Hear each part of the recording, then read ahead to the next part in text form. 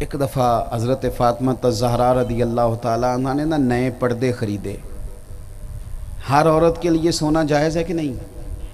مولا علی کہتے ہیں میرے پاس تھوڑا سا مال غنیمت کا سرمایہ تھا تو میں نے ایک سونے کی چین سیدہ کو بنوا دی، نئے پردے لٹکائے، سونے کی چین پہن لی۔ ہر بیٹی کے لیے جائز ہے، لیکن نبی کریم علیہ السلام تشریف لائے، پہلا قدم رکھا، حضرت فاطمہ کہتی ہیں حضور نے مجھے دیکھا، گھر دیکھا، اللہ کے رسول واپس چلے گئے، مسجد میں جا کے بیٹھ گئے۔ مولا علی شیر خدا گھر آئے تو سیدہ پاک رو رہی تھی۔ فاطمہ کیا ہوا؟ کہ حضور آئے تھے، بغیر ملے چلے گئے۔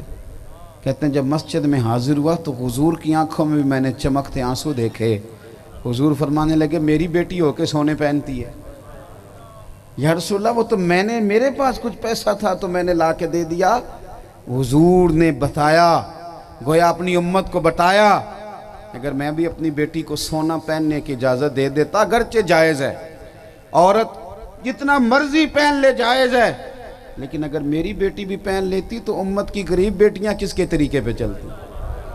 وہ تو اپنے نصیبوں پہ رشک کرتی ہے نا کہ اگر میں نے نہیں پہنا تو مصطفیٰ کی بیٹی بھی نہیں پہنتی، حضور کی شہزادیاں بھی نہیں پہنتی۔